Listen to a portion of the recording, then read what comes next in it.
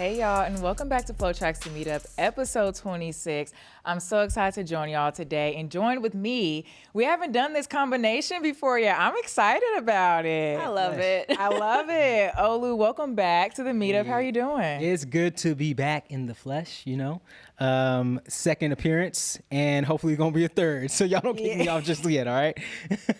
I love it. Nia, welcome. We're about to gear up to go to Tokyo. How are you feeling? Oh, I'm so excited. Let's see if we have these like little hot takes. We've been doing predictions leading up to this week. Let's see what's gonna happen. Let's see whose stuff is gonna age well. I think mine's gonna age pretty well, but we'll see. Hey, I'm a biased individual, but we'll see. We'll see. We're gonna get into all things Tokyo World, but first, I want to talk about a comment. It was on our most recent Meetup post, and I would love to get everybody's thoughts and opinions. So this is how it reads.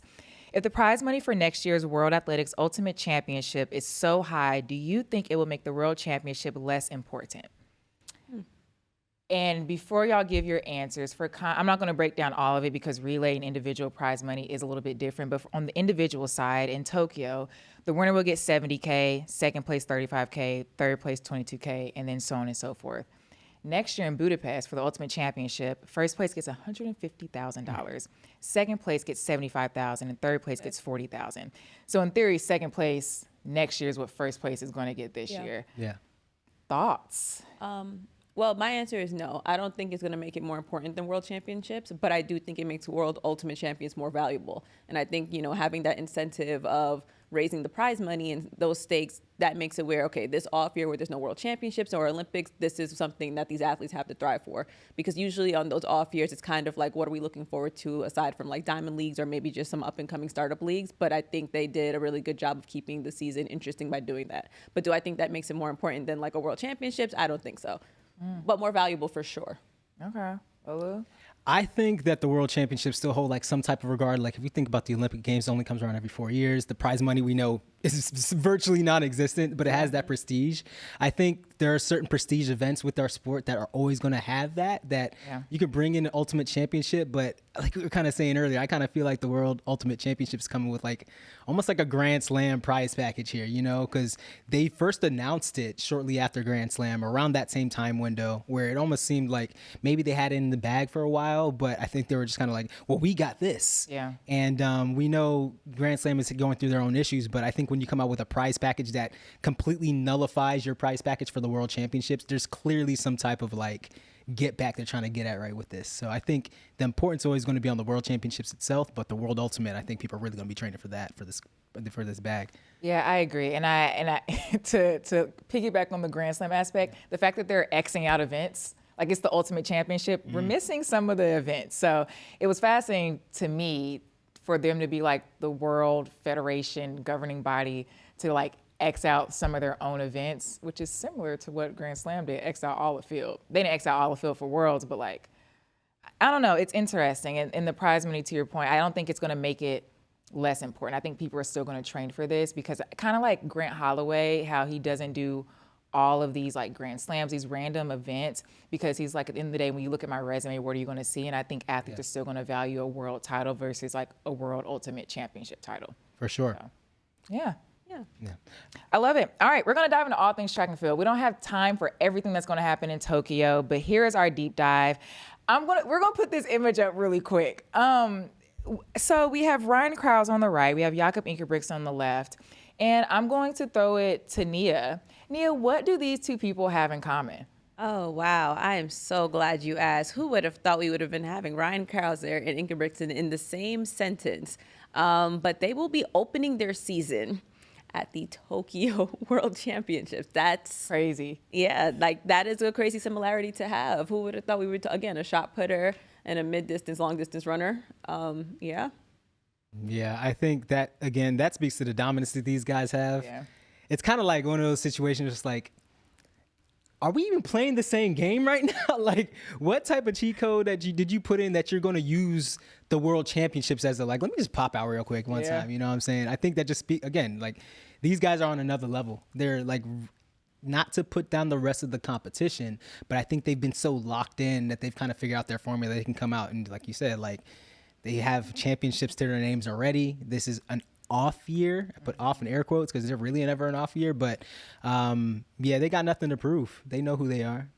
I Period. have like two thoughts about that. I feel like on one end, is it going to be like a Keely Hodgkinson situation where they're opening up their season because they have something in their arsenal that they've been just planning to show the world, and this is the time to do it, this is the stage to do it on? Or is it a thing where maybe I am just that banged up where I really need to take this rest, I need to take this time from racing, and putting my body under that pressure and then try to go for broke in Tokyo? It definitely does speak to the type of athletes they are, that they're able to still come here and compete despite, I guess, a bit of an abysmal season due to injury that happens in the sport. But for me, it's going to be either one or the other. They either have something that they're ready to show the world, shock the world, or it's going to be a thing where we may see them be a shell of themselves.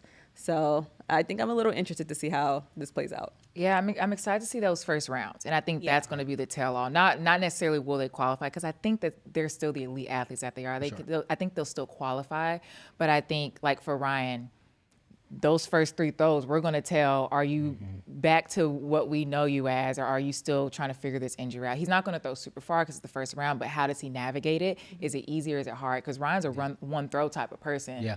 And get ready for the next throws later that evening. And I think same for Jakob. What does that first round look like? It's going to look a lot different from what we've seen. Yeah.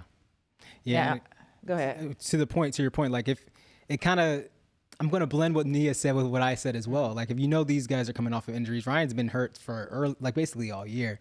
But it still, again, speaks to the class of the field that they could, I mean, granted, they have bias, but like it still speaks to the class of the field, their talents, that they could just be like, yeah, I'm hurt. Let me just kind of come out here in Tokyo. Oh, by the way, this is the last meet of the season. Let me see what I got.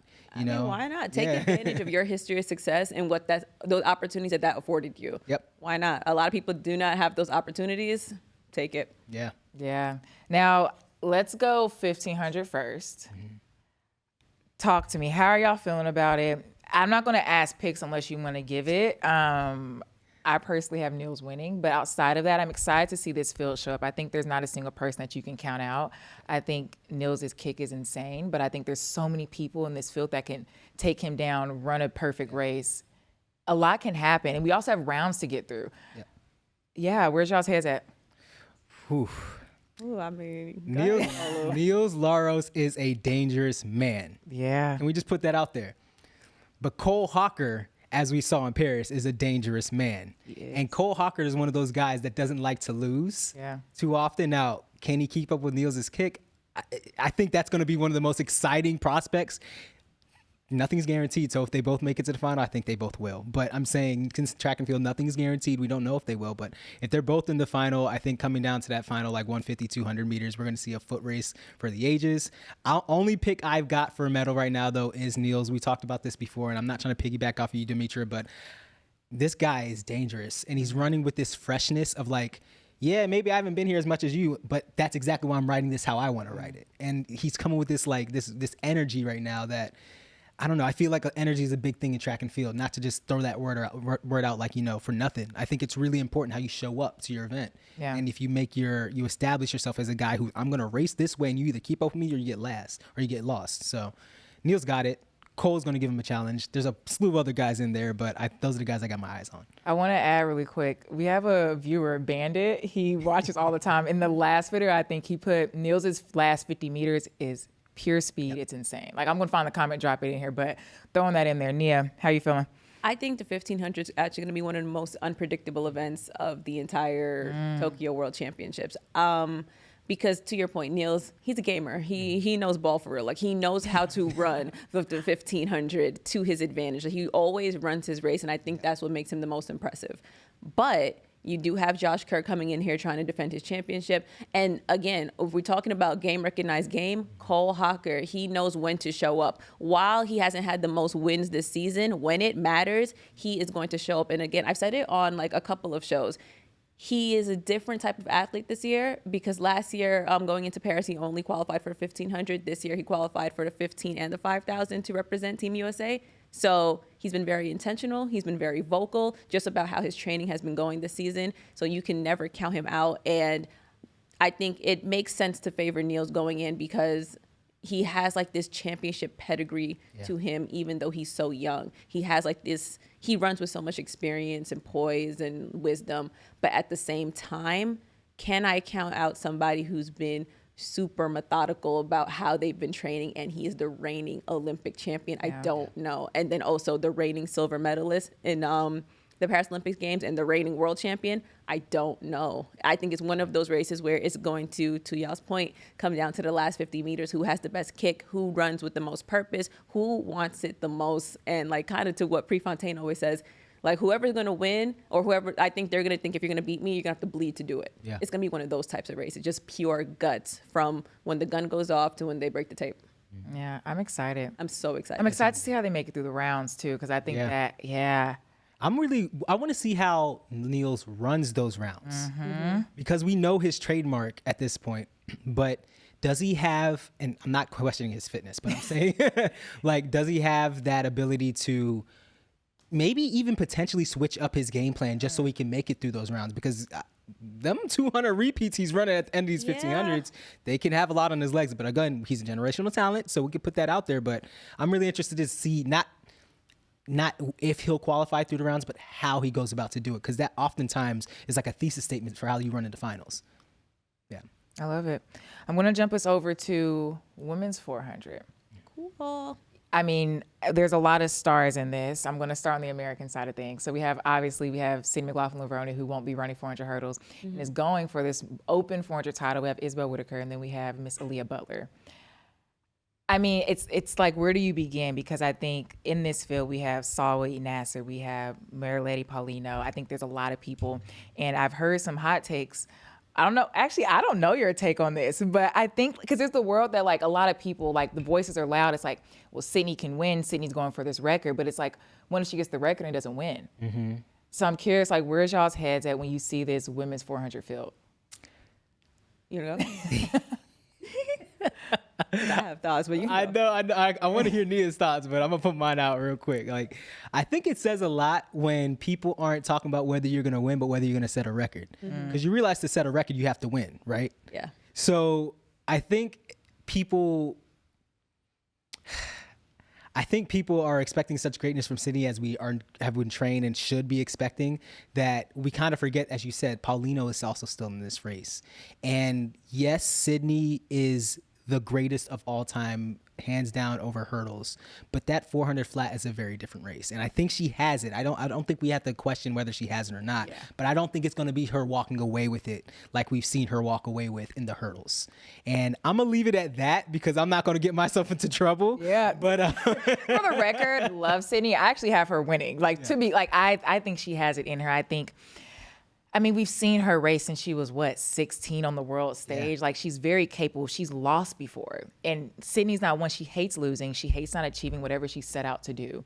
And I think that's the thing that I think sets her over because, like, yes, we know her as this great person. We've also seen that woman lose. Yeah. I don't know if y'all read her book. When Delilah broke that record on her, the girl was not happy. And look at her now, broke the record on Delilah. Like, it's this balance that I think Sydney has. And I'm confident that she'll come away. I don't know about confident, but I think her being pushed will get her that record and get her that win. And to your point, I don't think it's going to be like light years ahead. It might be a photo finish, but I think it's going to be very possible and in her wheelhouse. And I'm saying it's likely to happen. Like, if I had to write down my pick, I'm putting Sydney wins the 4 and gets the record. And I think it will be close. And I'm looking forward to it. But I'm excited, too, because nobody's ever close to Sydney. No. Yeah. When have we ever seen that? Yeah. Like, it's been At a least minute. in the past, 4 years, 5 years? Like, when have we seen her get sweat? Yeah. Does Sydney sweat? Actually, that's the question. I don't think it's impossible she wins. I just don't think she'll do it. Because, the 400 is a very different race from the 400 hurdles. And there's a couple things happening. I think she can walk away with the American record because the 2 women in front of her, or maybe one, they're not American. It's going to be a fast race. I think they may even go 47, but it's just not going to be a walk in the park. And I think why a lot of the general audience, especially Americans, are kind of like, I think she got this, because we bought into that. Not bought in, but she made it out there where it's like, I'm a winner. I'm used to winning. So from a fan perspective, it's uncomfortable to see her not in the front, especially by a large margin. So it's easy to kind of translate it to why would it be different in any other race. But I think we're forgetting Paulino, dog. Nasser, dog. We saw Nasser's first 400 of the season at Grand Slam track in Kingston. She dropped a 48 on everybody. Like nothing. Practically like alone. Yeah, who opens the season like that? And, you know, she became Diamond League champion in similar fashion. It just was something spectacular to watch and hard to like watch it and think, yeah, this is not the potential world champion. And I think too, a dark horse that I don't know if she'll necessarily medal, but I think she will run a very convincing race is probably Isabella Whitaker. Yeah. When she made the team for the 400 this year, she said, you know, last year when I got into the relay pool, I didn't even touch the track in Paris. I was so upset. I made it a point where my destiny is going to be controlled by myself this time. So she's coming in a very different athlete than she was last year. So I think that's someone never to count out. The entire field is super stacked. But like if we talk about those top three with Sydney, Paulino, and Nasser, it's just one of those things where it's not as predictable as I think people are putting it out to be, because it's very possible, as uncomfortable and as unfamiliar as this sounds, that Sydney walks away with the bronze. I think she may get a silver, but I'm having a hard time seeing her win against some 400 meter specialist. Yeah. And I think that's valid. I hate to like be like, nah, she's getting a record regardless, but I would like to believe that, let's say she doesn't win in my world, if she gets second or third, she still gets the record. Oh, the record's there. I think 100%. I think the American record, it's gone. Yeah. Consider it gone. Period. Yeah. Stay tuned. Stay tuned. I'll be on the edge of my seat. Now this next one, we have Mr. Noah Lyles. Can he three-peat? That's what we're here to discuss. This is from Budapest 2023. I mean, he's a champion in every sort of way. He's won all of the things, and he's about to attempt to win all the things again in Tokyo. We have the 1, the 2, and then 4x1, maybe 4x4. I'm joking. 1, 2, 4x1. But yeah, I think I'm not going to kick us off. I think I'm going to go with Miss Devil's Advocate over here first, and I'll let you start it. Guys, I love trouble. I don't think he can do it. I think hater. I'm kidding. Go ahead. I don't think the only reason why I say that is because even though it was only 2 years ago, 2023 is very different from what we are seeing 2025. We look at the podium real quick. He won the 100, and behind him was Tebogo and Zarnell Hughes. The 200, Arian Knighton, let's see, like Tebogo. Both of those athletes that I've named aside from Noah are very different when they are now, but they're also kind of like ranked differently among the scrum of what's going on. You know, Kenny Bednarek, he's, you know, kind of here to stay. Obviously, we have the Jamaicans, Shane Thompson, Oblique Seville, like who can not easily, but they can definitely they're in contention. I think for both of them too, when you talk about the 100, they kind of have, this feels like a championship or bust year for both of them. Yeah. You know, Seville, it seems like he constantly comes up short in these championship games. And I think in order to really cement himself in this legacy as not just like a regular season type of runner, he's going to have to at least come up with a medal. And I think on Kashane's end, coming from the Paris Olympics, and we saw the way he lost, there's a point that you have to prove if you really want to be known as like the fastest man in the world and et cetera, et cetera. But at the same time, again, Noah hasn't been having the greatest season in terms of 100s, and coming in with something to prove and coming in to try to defend that championship is something that's going to be interesting, and I think is going to be a hard feat to do. This is very different from Budapest. Tokyo is a completely different game. And same on the 200 front. I do think Noah got it on the 200 for sure. Yeah. But I think that 3P is going to be difficult because of that 100. It's a very different year, and there's very different athletes. Even if we talk about the same athletes, they're different versions of themselves, whether they're better or worse, whatever you want to call it. So I'm going to say no. Yeah, I think logic says that what you said is true, especially with that 100. However, I'm going to go the opposite way. Okay. As I said before the camera started rolling, Noah is like legitimately at this point the star in his own anime. This man finds some power from the universe to always come across the line in first. I mean, we've seen this happen in Paris. We saw this just happen a few weeks ago. It's like the question when Noah wins is, how did he do that? And I feel like when you ask, how did someone do that enough times, it's not a matter of them getting lucky anymore. It's something that they figured out on how to win. And I think knowing how to win, I think of all the people in that field lining up in the 100 specifically, Noah is the one who knows how to get it done.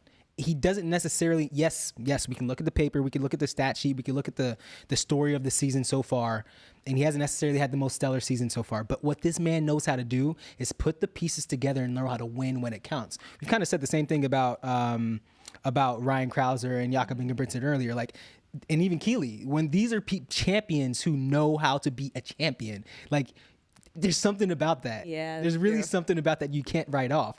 However, this is going to be a show because now we're talking about like Oblique Seville when he was just a few weeks ago. I forgot the meet it was, but like he said right in the when he was talking to John, FloTrack John, he said, what did he say? He said, put the pieces of his race yes, together. he said worked on his start. Yeah. He said if I get my start and I have my finish with my start, I'm gonna be a hard man to beat, and I believe him. But to your point, Nia, it's like also, is he going to be able to show up at the right time? That's kind of been the story of his career. Kashane has the biggest chip on his shoulder. Everybody's on the Kashane train. I don't think it's worth getting off. I think it's going to be one of Noah's, I think it's funny. I think this is going to be one of Noah's hardest races to win. However, I feel like every one of Noah's 100-meter races that he wins is the hardest race for him to win. 200, he's got it. I mean, I don't even think we need to go at length on that, but I hope Let's See gives him a little bit more of a show, like he said. Maybe push him to run even a little bit faster, but that 100 is going to be something to watch, and I still feel like Noah's going to come out on top. All right, we'll see. I agree with you. I think I learned not to count Noah out. Yeah. I think that's a mistake that I made. After Budapest, I was like, okay. Then Paris, I said, my bad. I was like, I'm not doing this again. And I think every athlete in their nature has this ability to win, but it's hard to unlock. There's a lot of great people, but winning's tough. Like being able to go out and win is hard. Not run fast, not throw far, but winning. Yeah. And I think Noah has unlocked that ability to go out and win. And I think oftentimes, I don't know, I think people we talked about this in the Athletes Lounge, and I think Trey brought it up, like people forget that he didn't go to college, he didn't do all these things, he just went pro and he wins. And I think that's what makes him great. And yeah, I don't see him not winning. I don't think it's going to be like he wins by a landslide, because I think there are, in theory, better 100 runners, but he's still, like, he's the world champion, Olympic. No, for sure. And I think my thing with Kashane is like, it's not that I think Kashane's slow. I think it just hasn't like clicked, and maybe it clicks in Tokyo, but I think that's what I want to like that needs to happen. And it makes me nervous. I won't be mad if he doesn't win, but I can't count Noah out. Yeah. It's not, I don't think it's an easy call or a landslide for anybody. Yeah. I think that's because everything you guys are saying are 100% correct. He knows how to win. He kind of has like that Kobe Bryant Mamba mentality type of just like thing about him when he does run. But whoever wins, it might have to be, it comes to a dip again. I don't think it's going to be that whole clearly this person won, clearly this person came. I don't think it's going to be that. Yeah. When have we ever seen Noah run away with the 100 like that, though? Have we? Exactly my point. Like, have we? Every time he wins, he has to fight for it. And I think that's why, like, it's just so exciting to see what's going to happen, because I don't think, like we said, each of us said like 4 times already, it's going to be down to the wire, and he's going to be out in front. Yeah, if anyone wants to predict something, I don't think they're wrong. I'm sure they have like their own reasons, but that's one of There's probably somebody kind of know it on the 200 out there. Yeah. Not us though, but I mean, also to that point, is it crazy to pick Tebogo? No. It's not. Especially because after the Diamond League final, Tebogo left, he was pissed. Yeah. He was not happy. He was kind of like, ugh. Like I almost had it because he got ran down. Yeah, he did. Thanks for the reminder, Nia. I'm kidding. Sorry. We didn't even put Kenny in that mix. I was gonna say it, but I was like, that's crazy. Nobody brought up Kenny's name, but hey. But yeah, him too. I feel like we're missing. I printed this out for a reason. We're gonna use it. Man, I know. When have we been treated to such like consistent, close races in so many back-to-back years? Trackflation is real, and I think honestly, if we look back at it, it kind of all started after COVID, like when all the championships had to be compressed, so now people are having to be. You don't get a chance to just not be sharp for a year. Yeah. And then my last one, I forgot. Gal is running. Oh yeah. Ooh. Yes. Yeah. Gal is running. He owes me his playlist, but I'm excited to see. He's been looking for Noah for a minute. Ooh, like on some I want Noah, I want Noah, but like he was at Monaco Diamond League. They had like a different section outside of like the standard Diamond League events, and then afterwards he was like, "Yeah, I'm resting up for Tokyo, and that's when I'll see Noah." Like he's just like because that was his last. I don't know if I didn't fact check it, but at that point in time, he was like, I'm not racing anymore. He wasn't injured. He ran fast. That could be another one of those. Look, if we're making correlations across the different events, Niels Laros, Gout. Yeah. These two young kids that's disrespectful. Young men who are out here running like grown men. Yeah. You know? And I feel like they just don't have the pressure of all the years of experience, which in a way is a gift. It's a blessing to be able to come out there like, I'm the fresh face. I don't care what y'all say about whoever's out in this race. Yeah. It's mine to win. And Gout's also out there just running around like he's playing on the playground. So Yeah, I mean, He's having a good little he's time. just having a blast. Now, I want to go to these 4x1s. We're going to dibble dabble in men's and women's at the same exact time. I'm going to keep mine brief and I'll kick us off. These are not picks, by the way. I'm not doing that because I've seen batons drop. I've seen outside the exchange zone. I don't know. But what I'm excited to see is can America men put it together for Noah to get closer towards that three-peat? And that's the question I don't know. I think earlier we talked about the beef with Kenny and Noah, like all this talk back and forth. Like in reality, I don't think it's going to really matter. But I've also seen America not do what they need to do and get the baton around. Going to the women's side of things, there's a very real chance that they could all be from the same camp. Yeah. And I think that's dangerous. Yeah. My hot take, which will be in an article, which is the only reason I'm going to say this out loud because I have a lot of hot takes, and Nia has the same one. We think that we could see a record go down. World record. World record. Not no regular record. My bad. Not the meat record, a world record go down. And I think it's very possible because we've seen the chemistry, and especially if they're all from the same camp. I don't know what the relay coach is going to decide, and I don't know how they're going to feel after they do their own open events, but it's a strong possibility that they could all be from the same camp, and I think that chemistry will be insane. Yeah. I think if I'm the coach, I'm 100% putting them there because we all know, we all watched 4x1s before, we all ran them. And the thing is, the chemistry matters more than the talent. The talent is very secondary. The speed is very secondary. To your point, can you get the baton around, finish the race smoothly within the zones without any infractions of any sort? When have you ever had the opportunity to have 4 of the fastest women in the world currently and they're all from the same camp? So you have chemistry, speed, talent, all combined in one. This isn't a thing where they're all in like just a Team USA camp for a week and a half, 2 weeks prior to Tokyo. They've been training together for years. They probably know certain nuances about their teammates that you couldn't learn in 2 weeks, or just from seeing someone at Diamond League meets or Grand Slams or Atlas or whatever from time to time to time.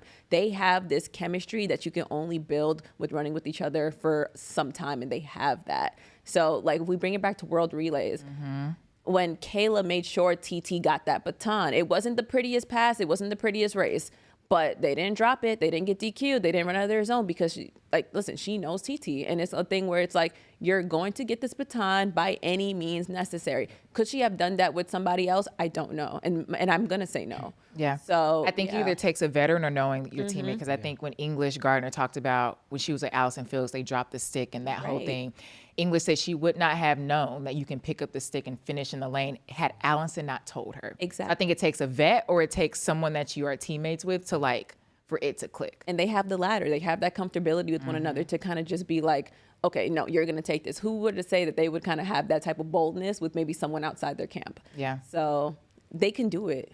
They should do it. I mean, I think they're overdue to do it because I know the last time they broke a world record was London 2012. Yeah, it's when Allison was on it. Yeah. I would hate to see that record go down. I do love Allison. I wanted to go but it's down. going to go They're down. overdue. I think it's very It's possible. definitely Yeah. If it goes down in this case, it'll go down by American women in this. As we're talking, anybody can take it. But I mean, I honestly kind of on the same page. We had the privilege of seeing these women train, and it's different when you get to see a group of athletes when you get to, we say iron sharpens iron, but when you actually see the process of the iron sharpening the iron, and I mean, being down there in Orlando, seeing how they move together, seeing them come out of the blocks together. Go watch the Workout Wednesday. Go watch the Workout Wednesday. You'll see exactly what I'm talking about. I'm not going to give you too many details because you got to do your homework here. Exactly. When you see how they train, and it goes to your point, Nia, they know how to push each other in such a positive way, but at the same time, they're not giving anybody any space. Seeing those women, seeing TT and Sha'Carri and Kayla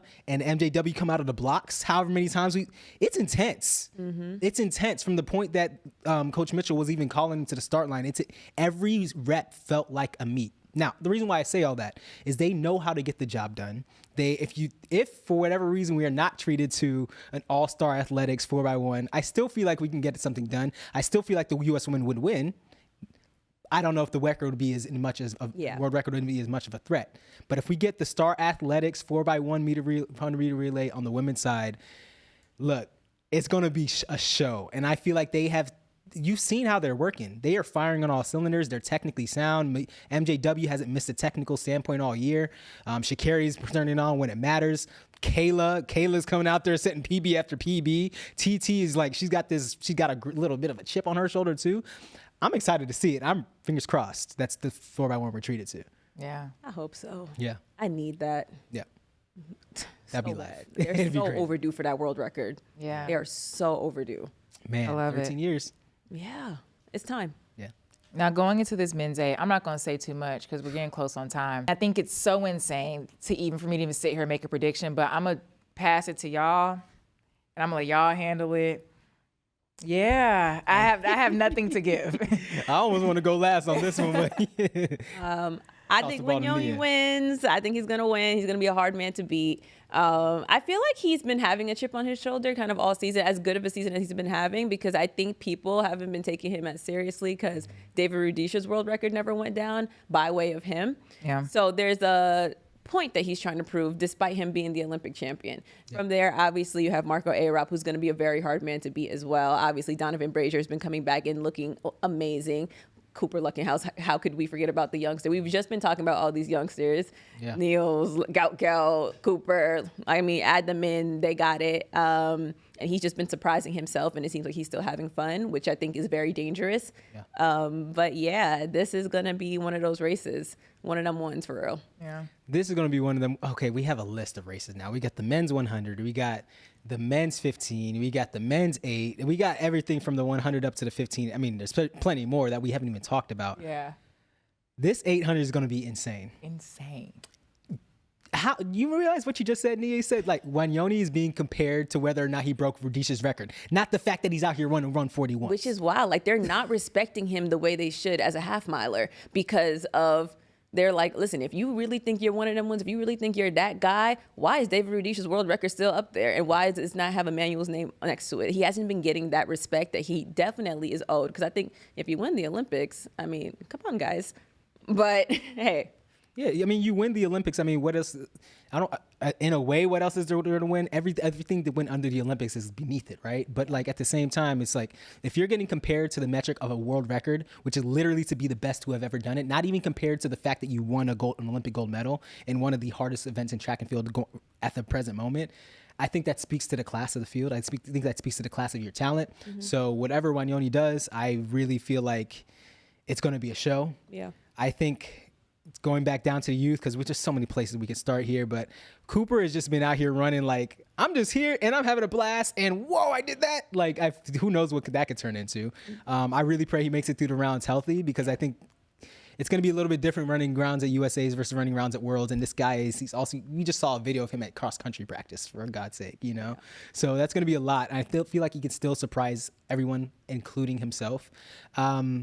But everybody in between too, you know, Marco Arop is a gamer. He's just going to show up. He's not going to take no for an answer. He's kind of like smiley and quiet, but then he shows up like, yeah, I'm a dog too. And then you also have Donovan, who's just been racing himself into shape race after race. Don't forget, he's a former world champion. Yeah. So only pick I've got is Emmanuel. And then anything else beyond that, I can't say nothing. Marco's going to be in there, but yeah. We're going to go to the fact that there's so many things to talk about, we're about to go women's 100 and 200, which is, I'm like, it's just going to, I tried to stay silent during the 8. I'm going to try to stay silent here. Wish me luck. How? But I know it's impossible. But this is last year's Olympic podium. And to the point that we made earlier, like so many things changed within 1 year. Yep. But this is last year's Olympic podium. We will see all 3 of these women again. And going back to the 4-bone we talked about, all the names we talked about are running the open 100, which I think is something that you don't typically see too often. And then doubling, Melissa's doubling, Julian's doubling. Can you see a three-peat there too? Like I think there's so many things in the ether for these women's 100, 200. Where's y'all's heads at when it comes to these sprints?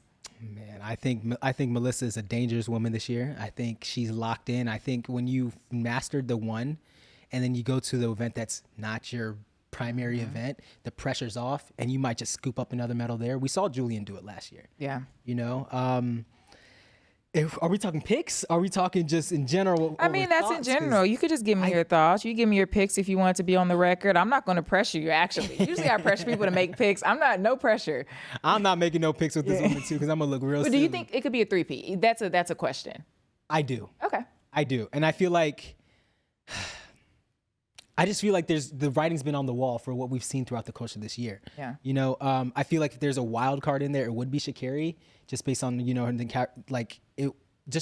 based on what we've seen her, the fitness and, you know, things she's been going out throughout the year, physically and injury wise. But I feel like the locked in picks would definitely have to be Melissa. And I'm just going to be on this Melissa train ride it till it dies, till the wheels fall off, because she's been showing that every training session she's been having has been putting into action on the track. And she's been doing this consistently. And obviously, you know, she's going to line up against Julian for the first time in a minute. But I think that, I think that it's not, I don't think that anything's a foregone conclusion, but I think that it's going to be a hell of a show, just like everything else is going to be. And I'm going to leave the mic right there. Absolutely. No, I agree. I think it's to count Melissa out. If she hasn't proved it by now, you shouldn't do it. But in the 100 specifically, or maybe in the 200, one of the events, Julian's out for blood.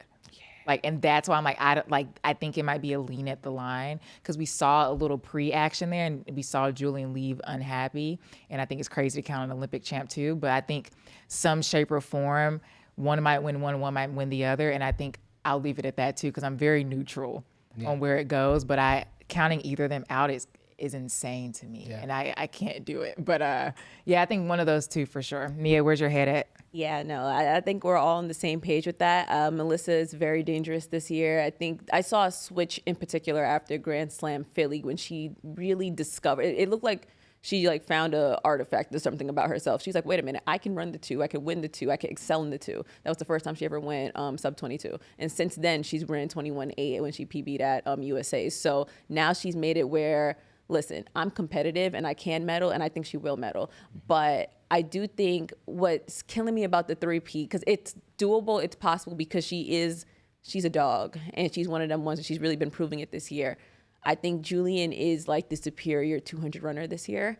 And it seems like she really got it together. And I've said this a million times, but Coach Flo kind of having her in those longer events, indoor season and the beginning of outdoor season, and really working on her stride patterns, you're seeing the difference in the way she runs, in particular in that 200. She doesn't have she would start out well and kind of have a bit of a lackadaisical, maybe 50, 75 meter going into the straightaway, but now it's not like that anymore. She gets out, stays out, and now she knows how to finish. So it's one of those things where Julian kind of got it on lock with that too. It's going to be very hard to beat her in that 200, which is why it's making it very hard for me to just lock in a 3P for Melissa. But it's not impossible.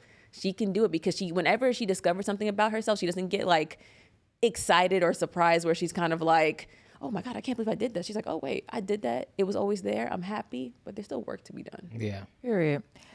All right, this next segment, I'm so excited to bring it on. We brought Olu and we brought a new segment, but it is called the Field Report. I will let him run down what it's about, but today we're going to talk about 4 field events.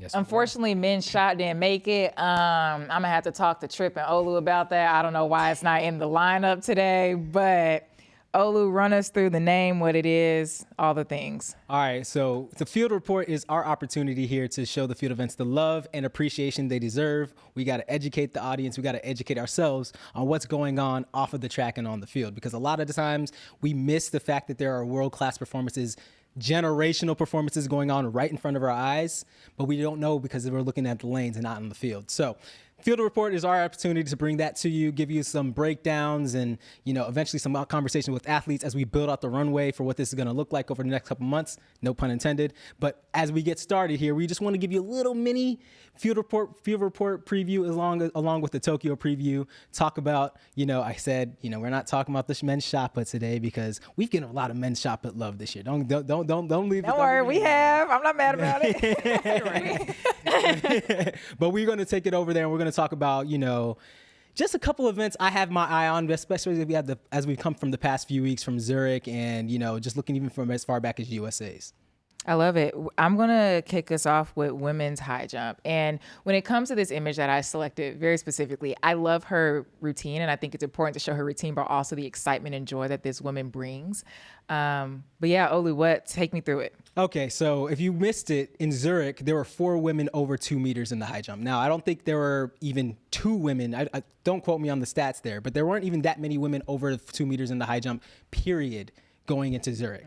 So we had 4. Now, I heard in Zurich, the runway was a little bit bouncy, but regardless, to get over 2 meters takes a different level of guts. And not even just guts, but execution as a high jumper. Now, Nicola Olamigoke, the person you just showed in that photo, she was writing in her journal. And in one of her interviews, she mentioned that she started doing that about 2019 or so, as just a practice that her sports psychologist gave her to kind of ground herself and learn how to take something positive out of every single jump. Now, in the field events, every attempt matters. And a lot of these events, you either get 3 attempts, then you may earn another 3, or you may just have bars to get over. You just kind of have to get throws and whatnot. So with what... Take your time now, Pastor. I'm kidding. I'm preaching, and the thing IFB's coming out of my ears, getting a little excited. But so generally speaking, what we want to try to do is build iteratively on every single attempt. So Nicola, she likes to write down her points of execution on every attempt, what she did well, what she did not do well, what she can improve. That all culminated into a 2.04 meter jump in Zurich. Now, to put that into plain English for everybody, that's an area record. That's a national record. That's a personal best. And that was a win over the defending Olympic champion, Yaroslava Mahushik, who came out in the season best of 2:02. So the women's high jump is something to watch in Tokyo. You now have the lay of the land here. There's also Eleanor Patterson, who's also going to sneak in there from Australia as well. So don't forget, this is a show. We had 4 women in Zurich that were over 2 meters, and there could be another 5th or 6th potentially going into Tokyo. I love it. I'm going to move us on to America's cowgirl. Hey, we have Miss Tara Davis-Woodhall. She still has the world lead, I believe. I mean, we know Tara. Like, I'm looking forward to it. I think it's going to be a fun one. How far can she go, I think, is the question. The women's long jump world record is up there, so I don't think it's that crazy, but I think it's going to be fun to watch, and I know she's going to definitely put on the show. So Tara is one of those athletes. She reminds me of Ivana Spanovic when she was in her heyday, and here's why. Ivana will have any type of season, always be consistent, always winning. But when it comes to the championship, 7:15, where did that come from? But you have to realize that the talent that Tara brings is like she's such an executor of this event. She's such a technician, and she's going back to my previous point. Building iteratively in these field events is key. And Tara, if you just look back to the last time we saw her out there when she jumped 7:12 at USA's, or a couple of times ago rather, she didn't jump 7:12 on her first attempt or her second attempt. She waited until her third attempt, and then not only won the championship, won the meet with that jump, but she ended up, fix this thing again. I'll let you know if the producer needs that's how something that's from how you know I'm getting excited. That's how you know I'm getting excited. So Tara came back out here, jumped 7:12, which was a world lead in the most pressure-filled situation as a jumper. Keep in mind, if she didn't jump that 7:12, if she would have fouled again, she wouldn't have had 3 more jumps to make at the U.S. Championships. That shows you the type of athlete she is. She can take pressure, and she can turn that into big performances. Now, I have her winning, but that doesn't mean it's going to be a walk in the park, because you have Larissa Iapicino, who just came out here and just jumped 692 to beat Malika Mahambo in Zurich. She jumped 693, Malika jumped 692. So they all have marks and the potential to come out there and jump really far.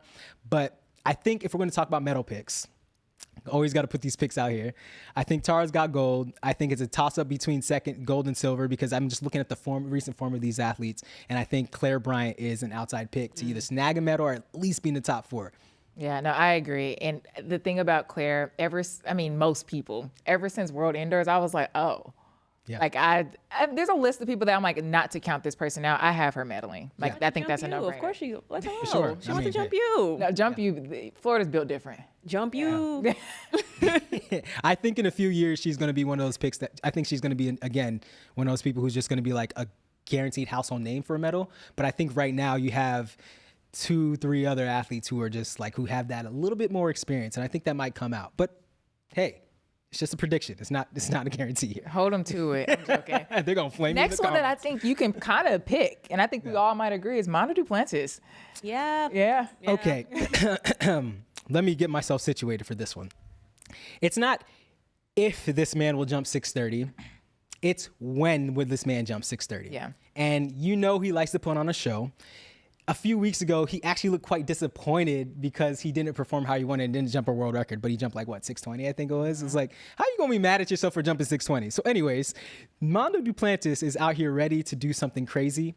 Will he do it in Tokyo? I highly believe so, especially because you have Kara Lee, who's out there, who's been, we can look at Mondo and the fact that he jumps 6'10", 6'15", 6'20 in his sleep, but Kara Lee is over here jumping over 6 meters consistently as well. In fact, he and Mondo also just tied at a recent meet. So it's not like it's a walk in the park. Well, maybe it is a little bit of a walk in the park for Mondo, but I don't think it's necessarily a walk away foregone conclusion for who gets second or third in this competition. I think that Kara Lee is going to push Mondo possibly over that world record bar of 630.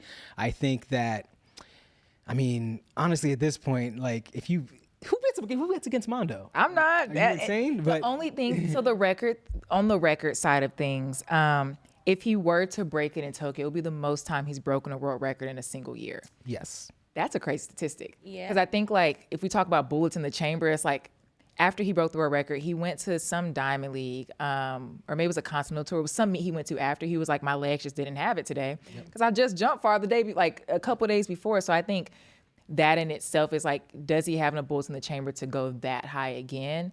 I want to see it. Because now he's doing more than what he normally does. Yeah. So, yeah. Again, that's another, like, how are we talking about this man? He broke the world record 5 times in a year. What? Like, can we just say that? So I think even just when we frame it that way, I think he can do it. Because we're talking about a man who's broken the record so many times, he knows how to break records. So he has enough little rest time since the final. Yeah, man. He's got his legs back. He's back in the studio. He's going to be just fine. He's having fun, too. When we spoke to him in Zurich, one of the things he was saying, he's like, I don't really take myself that seriously because, like, he just appreciates the sport. And I think that's the difference between him and a lot of athletes. And I'm not saying don't take yourself serious. I think that seriousness does play a major factor. But it's the fact that for him, he jumps certain heights, right, where it's almost effortless. And sometimes his opponents may jump the same heights, but the amount of work that he did versus they did, it's clearly very different from the naked eye. You don't have to be a pole vault savant to understand that or see that. Yeah. So I think that's one of the things that makes him uber dangerous. Yeah. I love it. Yeah. All right. I'm not going to say this next name, but he is a jumper on the male side of things. Olu, take us home. All right, now. So first and foremost, the reason why we have Will Clay on screen here is because we're going to give this man his flowers. Will Clay has been making championship teams and earning championship medals since Cooper Lookenhouse was still in Pampers. Literally. That's how long this is 2011. 2011, he was competing in Daegu, and even up to now, he's made another world championship team. I'm losing count. I think this is Will's 10th team he's made, 10th global championship team. That's insane. He has 3 Olympic medals across 2 horizontal jumps.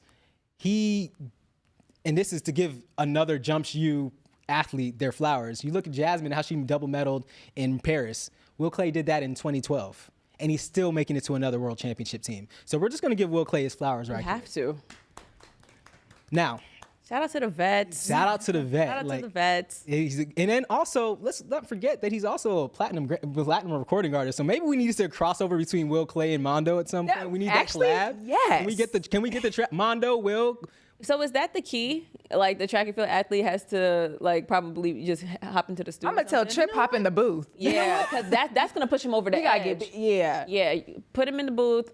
Yeah. I think we just need to get a field event mixtape going on. Ooh. Sound off in the comments if you think this is going to work. We already got 2, and clearly they got the records and the medals to prove that something's going on here. Hey, we could turn this into a recording studio right now. Easily. We got the equipment. Yo, we can do. Put me in this too. Well, not me. I would like to be a producer. Should we be on the boards? Yeah. But just know it's going to be strict over here. It's going to be like Pebbles with TLC, but minus the money problem. Hey. We're going to make it rock. I'm telling you, we are going to make something shake. Trip. Get to work. Yeah, we're gonna figure. Maybe he can make the beat or something. I feel like Now, I want Actually, I want to make the beat. I'm gonna make the beat. You're gonna be the producer. Yep, Trip needs to be on the mic. He's gonna be on the mic. What you finna do? I think I just gotta be the MC. You know, like a Don Cannon, Mixtapes Kings. You know, where did you find this? That's gonna be me. I'm gonna be putting the ad libs on the track, and then maybe I'll just hop in with one. I'm hopping with one track. You know, lay some bars down like the Alchemist. You know, I could produce, I can talk. But anyways, back to the triple jump. I'm excited, y'all. You'd have been mixtape loaded, y'all. Ooh, wait till it's turned to recording studio, guys. I'm excited. Send your demos to the FloTrack Instagram. Then we're gonna start making our picks. I'll put the email in the description. Y'all can send it. So yeah, I mean, I think look, let's give Will his flowers. Let's get Will and Mondo on a track. But looking at the rest of the triple jump, I mean, you also have some other athletes here who also need their flowers. Pedro Pichardo. He has jumped 18 meters like it was nothing. I mean, granted, he hasn't touched that form recently, but he's another one of these athletes who's going to show up when it counts. You saw what he did in Zurich. You know, you saw what he did in Paris. So I think just knowing the caliber of athletes we have in these fields, you can't count out what the performance. The thing is, you can't just count out what their season's best performances is. You have to look at the whole picture. And I think Pedro Pichardo is another medal pick, as well as Andy Diaz-Hernandez. Now, who gets what, I'm not so sure. Third place, on the other hand, that's a complete toss-up. You got Jordan Scott. You've got Yasser Mohamed Triki. You've got Max Hess. I mean, I don't know. I'm not even going to try to make myself look crazy and say who's going to go third. But gold and silver between Andy Diaz-Hernandez and Pedro Pichardo. I love it. All right, y'all. Well, that is a wrap for our final Tokyo talk, Tokyo predictions. We did way too early ones for the longest, but it's literally this weekend. It kicks off. We will see y'all in Tokyo, episode 26. We won't be here next week because we'll be in Tokyo, so tune in the week after that to hear all of our recaps. We'll be doing daily shows as well, talking about small things here and there that's happening on the ground. But thank y'all for watching episode 26, and we will see y'all not next Tuesday, 2 Tuesdays from now. Bye, y'all. Peace.